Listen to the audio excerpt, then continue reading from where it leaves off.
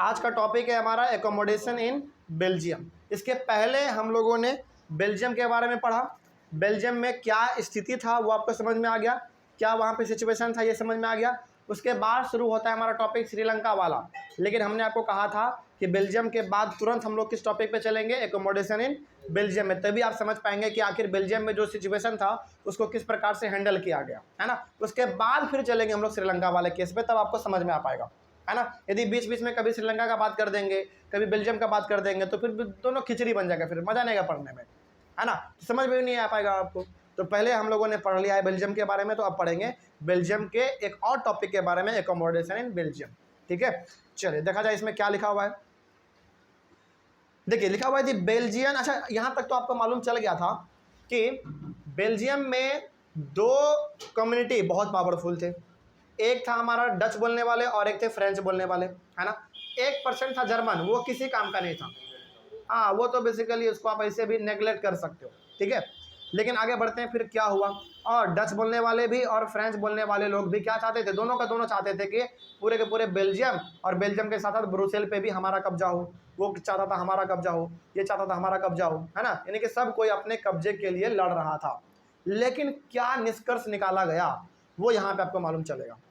ठीक है, देखिए ध्यान से लिखा हुआ है, the Belgian leaders recognised the existence of regional differences and cultural diversities. देखिए आपको मालूम चल गया कि बेल्जियम में पूरी तरीके से डाइवर्सिटी है, यानी कि 3 प्रकार के लोग रह रहे हैं वहाँ पे, डच बोलने वाले, फ्रेंच बोलने वाले और जर्मन बोलने वाले लोग रह रहे हैं, ये मालूम चल गया आपको। तो वहाँ के जो लीडर थे ना बेल्जियम के जो लीडर थे, उन्होंने कहा कि ठीक है भाई, हमारे कंट्री में अलग अलग प्रकार के लोग रह रहे हैं, कोई बात नहीं है, इसको हम स्वीकार करते हैं, हाँ हमारे कंट्री में डाइवर्सिटी है, तो क्या इसके लिए हम लड़ाई झगड़ा करने लगे? नहीं, इन लोगों ने एक अपना रास्ता निकाला। क्या रास्ता निकाला? देखिए, यानी कि इनके यहाँ पर जो डाइवर्सिटी था, इनके यहाँ पे जो अलग अलग प्रकार के लोग रहते थे, इन्होंने क्या कर लिया, उसको स्वीकार कर लिया। इन्होंने कहा कि कोई दिक्कत नहीं है, रह रहा है तो रह रहा है, लेकिन हमारा ये कर्तव्य बनता है कि सबको आपस में मिला जुला के रखना, ठीक है। लेकिन आगे फिर क्या निष्कर्ष निकाला गया, क्या रिजल्ट निकला, वो देखिए ध्यान से।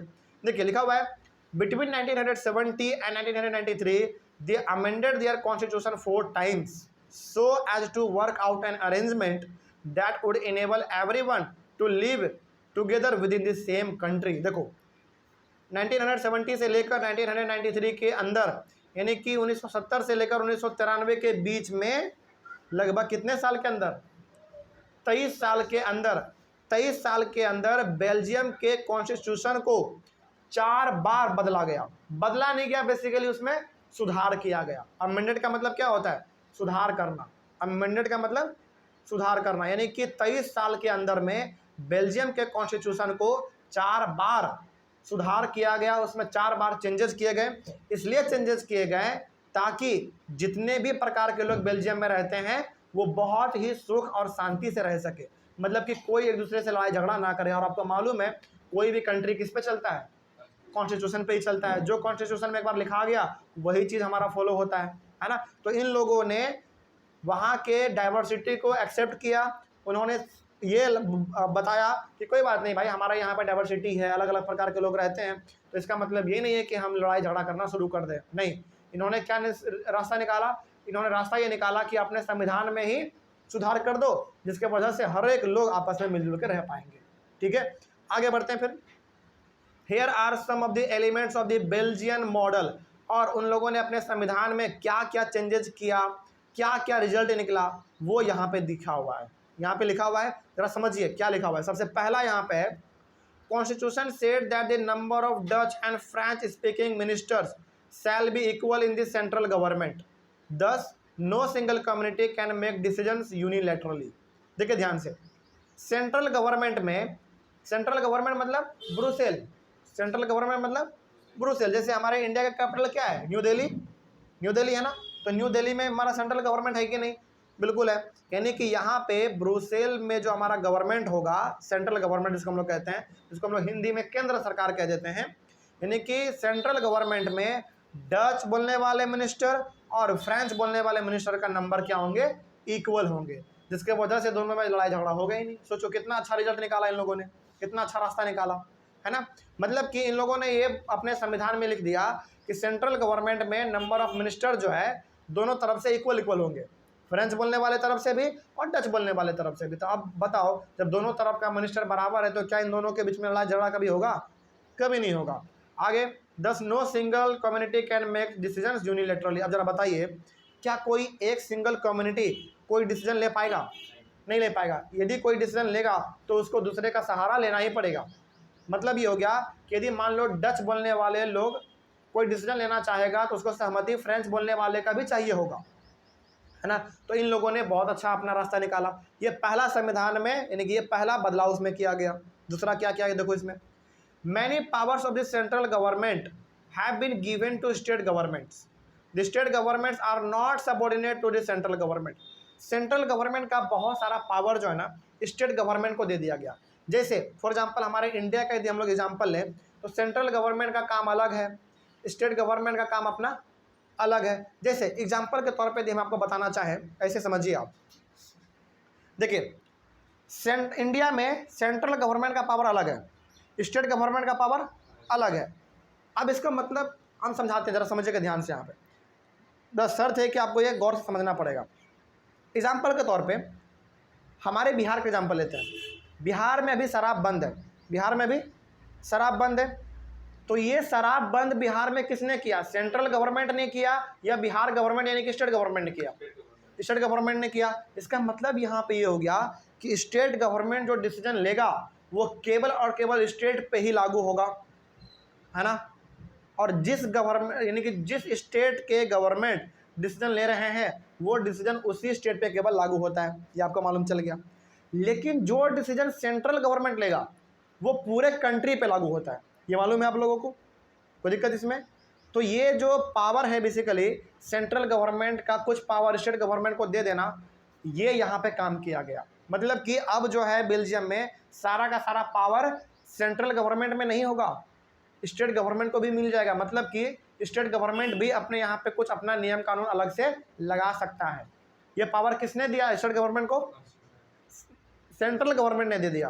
यानी कि सेंट्रल गवर्नमेंट ने कहा कि देखो भाई स्टेट गवर्नमेंट, तुम ना हमसे कुछ पावर ले लो, ठीक है, और जो तुमको मर्जी करे तुम अपने स्टेट में वो करते रहना अपना, है ना। वही बात यहाँ पे लिखा हुआ है कि many powers of the central government has been given to the state government. तो सेंट्रल गवर्नमेंट का बहुत सारा पावर जो है स्टेट गवर्नमेंट को दे दिया गया। इसका मतलब कि स्टेट गवर्नमेंट भी अब अपना डिसीजन खुद का ले पाएगा, ठीक है। और यहाँ पे एक और लाइन इसी में लिखा हुआ है, the state governments are not subordinate to the central government. इसका मतलब ये हो गया कि स्टेट गवर्नमेंट जो भी फैसला अब लेगा वो फैसला का जवाब सेंट्रल गवर्नमेंट को नहीं देना पड़ेगा। एग्जाम्पल आप इसको ऐसे समझिए, बिहार के अंदर जब बिहार में शराबबंदी हुआ तो क्या सेंट्रल गवर्नमेंट को जवाब देना पड़ा होगा स्टेट गवर्नमेंट को? नहीं। जैसे मान लीजिए कि बिहार में शराब बंद है ना, तो बिहार गवर्नमेंट ने कभी भी सेंट्रल गवर्नमेंट को जाके ये नहीं कहा होगा कि हम यहाँ पे शराब बंद कर रहे हैं, आपको अच्छा लग रहा है कि बुरा लग रहा है, कभी नहीं कहा होगा। क्योंकि स्टेट गवर्नमेंट का पावर अपना अलग होता है, सेंट्रल गवर्नमेंट का पावर अपना अलग होता है। बात समझ में आ रही है? और दोनों एक दूसरे के काम में दखल अंदाजी नहीं कर सकता है। आपको दिक्कत इसमें? लेकिन हाँ, ये बात आपको याद रखना पड़ेगा कि स्टेट गवर्नमेंट जो नियम निकालता है वो केवल स्टेट पे ही लागू होता है, लेकिन जो सेंट्रल गवर्नमेंट नियम निकालता है वो पूरे कंट्री पे लागू होता है। कोई दिक्कत नहीं इसमें। चलिए, तीसरा क्या बदलाव किया गया वो भी देख लेते हैं। Brussels has a separate government in which both the communities have equal representation. Brussels का ना, अच्छा, सबसे ज़्यादा टेंशन का माहौल कहाँ पे था? ब्रुसेल में था। तो ब्रुसेल का ना सिस्टम ही अलग कर दिया, यानी कि वहाँ पे गवर्नमेंट ही अलग कर दिया। और वहाँ पे जो गवर्नमेंट था उस गवर्नमेंट में भी नंबर ऑफ मिनिस्टर यानी कि नंबर ऑफ MLA MP दोनों के इक्वल होंगे। डच बोलने वाले भी और फ्रेंच बोलने वाले के भी नंबर ऑफ मिनिस्टर्स इक्वल होंगे। कोई दिक्कत? तो देखो ये लोग बेसिकली यहाँ पे क्या बताया जा रहा है, यहाँ पे ये बताया जा रहा है कि बहुत ज़्यादा डाइवर्सिटी था बेल्जियम में, लेकिन उस डाइवर्सिटी का इन लोगों ने किस तरीके से अच्छे वे में इस्तेमाल किया वो आपको यहाँ पे बताया जा रहा है, ठीक है। आगे बढ़ते हैं। उसके बाद देखो, apart from the central government and state government there is a third kind of government, that is community government. Community government is elected by people belonging to one language community, either by Dutch, French or German speaking, no matter where they live. अब यहाँ पे चौथा बदलाव क्या किया गया देखिए ध्यान से। जैसे इंडिया में 3 लेवल ऑफ गवर्नमेंट है, सेंट्रल गवर्नमेंट, स्टेट गवर्नमेंट और लोकल गवर्नमेंट। लोकल गवर्नमेंट में हमारे 2 आते हैं, आपको मालूम है। एक पंचायती राज आता है जो कि गाँवों में चलता है, और एक आता है हमारा म्यूनिसिपैलिटी जो कि शहरों में चलता है। ये हमारा इंडिया का बात हो गया। अब यहाँ पे ऐसा ही कुछ सिस्टम बेल्जियम में भी लाया गया।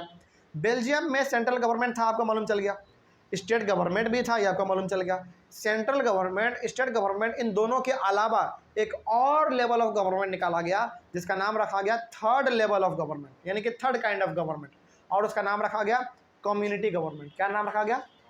कम्युनिटी गवर्नमेंट रखा गया। इसका मतलब कि अब बेल्जियम में भी 3 लेवल ऑफ गवर्नमेंट है, सेंट्रल गवर्नमेंट, स्टेट गवर्नमेंट और लोकल गवर्नमेंट। लेकिन लोकल गवर्नमेंट का नाम क्या रखा गया?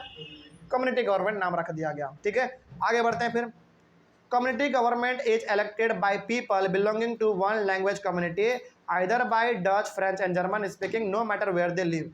लेकिन यहाँ पे ना कोई भी बच्चा इस लाइन को पढ़ेगा तो उसको लगेगा कि सर बेल्जियम में तो सब कुछ ठीक हो रहा था, लेकिन यहाँ पे ना एक थोड़ा सा मिस्टेक इन लोगों ने कर दिया। क्या मिस्टेक किया जरा बताइएगा, ध्यान से सुनिएगा, पहले सुनिए। कम्युनिटी गवर्नमेंट जो बनाया गया स्टेट और सेंट्रल गवर्नमेंट के अलावा, उस गवर्नमेंट को केवल वोट जो है ना एक ही कम्युनिटी के लोग दे सकते थे। सोचो जरा ध्यान से, या तो वो कम्युनिटी डच वाले हो सकते हैं, या तो फ्रेंच वाले हो सकते हैं, या फिर जर्मन वाले हो सकते हैं। लेकिन हम लोगों को क्या लगता है कि भाई कम्युनिटी गवर्नमेंट है, उसको चुनने का अधिकार सबको होना चाहिए, सबको होना चाहिए ना। क्या भारत में ऐसा है कि केवल लोकल गवर्नमेंट को हिंदू ही वोट देगा, मुस्लिम वोट देगा? ऐसा कभी है क्या भारत में? नहीं है। लेकिन कोई भी बच्चा इसको जब पढ़ता है ना तो उसको समझ में आता है कि सर बेल्जियम में सब चीज़ तो ठीक चल रहा था, लेकिन एक चीज़ यहाँ पे गलत हो गया। ठीक है, बढ़िया है, सेंट्रल गवर्नमेंट के अलावा, स्टेट गवर्नमेंट के अलावा एक और गवर्नमेंट लाया गया, कम्युनिटी गवर्नमेंट। ठीक है, बढ़िया है, लेकिन उस कम्युनिटी गवर्नमेंट में एक ड्रॉबैक भी था। ड्रॉबैक क्या था? ड्रॉबैक ये था कि उस कम्युनिटी गवर्नमेंट में उस कम्युनिटी गवर्नमेंट को वही लोग वोट दे पाएंगे जो केवल और केवल एक ही लैंग्वेज बोलने वाले से ताल्लुक़ रखते हैं, चाहे वो डच बोलने वाले लोग हो, चाहे फ्रेंच बोलने वाले लोग हो, या फिर जर्मन बोलने वाले लोग हो। क्या तीनों का तीनों वोट दे सकते हैं? इसमें नहीं दे सकते हैं, कोई एक ही वोट देगा, कोई दिक्कत नहीं, और इन तीनों में से कोई भी हो सकता है एक। ठीक है, आगे देखते हैं। उसके बाद देखो, community government has the power regarding cultural, educational and language related issue. अब इस कम्युनिटी गवर्नमेंट को भी ना कुछ पावर दे दिया गया, कुछ पावर दिया गया। इसको 3 चीज़ों के बारे में पावर दिया गया, 3 चीज़ों का। पहला पावर उसको दिया गया कल्चर के रूप में, एजुकेशनल रूप में और लैंग्वेज रिलेटेड इशू, इन तीनों का पावर इनको दे दिया। सर ये समझ में नहीं आया, समझाइए बड़ा अच्छे से। देखिए, बेल्जियम के अंदर जितने भी कल्चर के कारण समस्या पैदा हो रहा है, जैसे फॉर एग्जांपल मान लीजिए, जैसे एग्जांपल के तौर पे कल्चर का मतलब यहाँ पे फेस्टिवल हो सकता है, उसके बाद फिर उसका अपना तरीका हो सकता है खाना खाने का।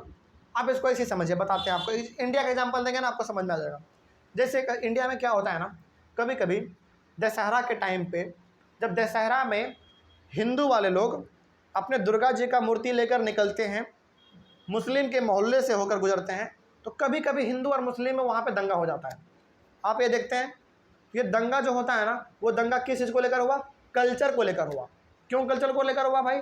क्योंकि हिंदू वाले लोग जा रहे थे अपने दुर्गा जी का मूर्ति लेकर, है ना, और किस मोहल्ले से जा रहे थे होकर? मुस्लिम के मोहल्ले से होकर जा रहे थे। अब मुस्लिम वाला हमला करता है उस पर, या फिर हिंदू वाला उस पर हमला करता है, इस पर हम नहीं जा रहे हैं। लेकिन इंडिया में ऐसा केस देखा गया है कि दोनों के बीच में लड़ाई झगड़ा हो जाता है। लेकिन ये झगड़ा जो हुआ ना, इसको कहते हैं हम लोग कल्चर के बेसिस पे झगड़ा हुआ। किसके बेसिस पे हुआ?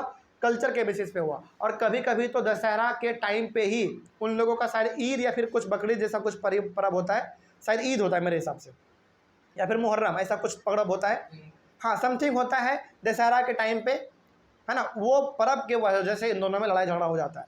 तो बेल्जियम में भी यही चीज़ हुआ।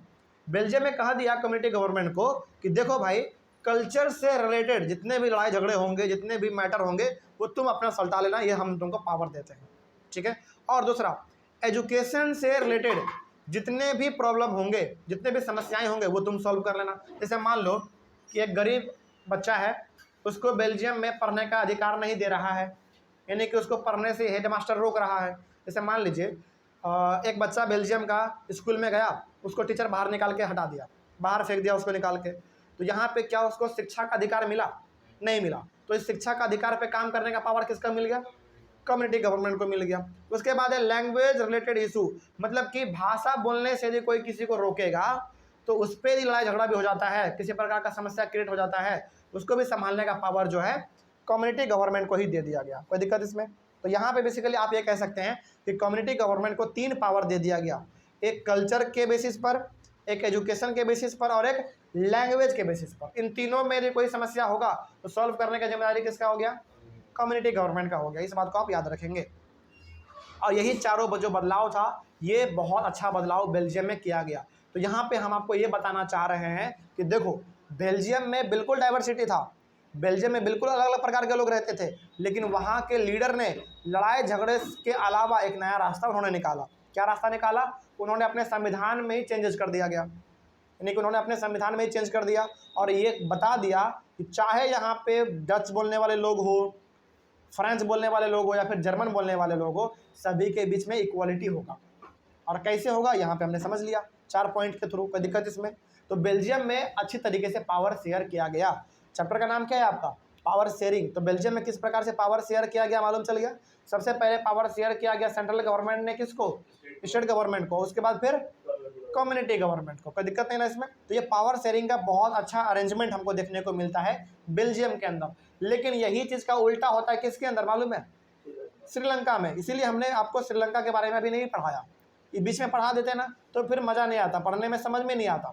लेकिन एक पॉइंट यहाँ पे और लिखा हुआ है, जरा देखो ध्यान से। When many countries of Europe came together to form the European Union, Brussels was chosen as its headquarter।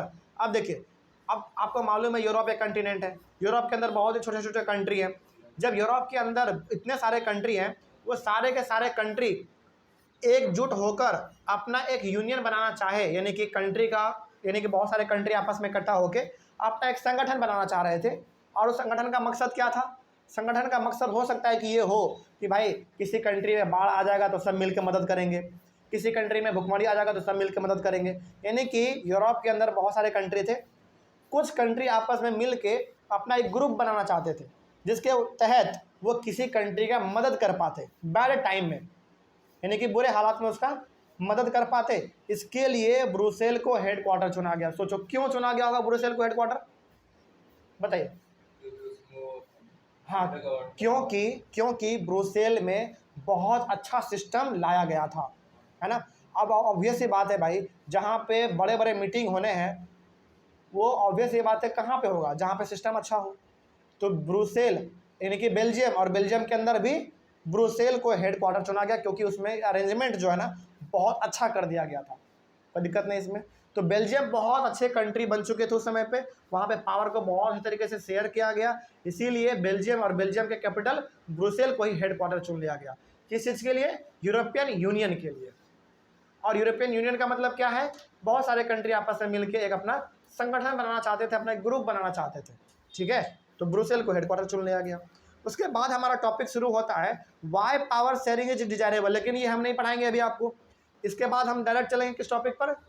Sri Lanka वाले टॉपिक पे। तो यहाँ पे हमने आपको पहले वाले क्लास में और आज वाले क्लास में हमने आपको केवल और केवल बेल्जियम के बारे में बताया है। अब हम आपको बताएंगे श्रीलंका के बारे में, ठीक है। तब आपको समझ में आ पाएगा सेपरेटली बेल्जियम के बारे में भी और श्रीलंका के बारे में भी। तो हम लोग अपने अगले वाले क्लास में शुरू करेंगे श्रीलंका वाला टॉपिक। लेकिन यहाँ तक में किसी को कोई डाउट है? जल्दी बोलिए। तो अगला वाला टॉपिक होगा हमारा श्रीलंका के बारे में, ठीक है। चलिए मिलते हैं अगले वाले क्लास में। Thank you very much.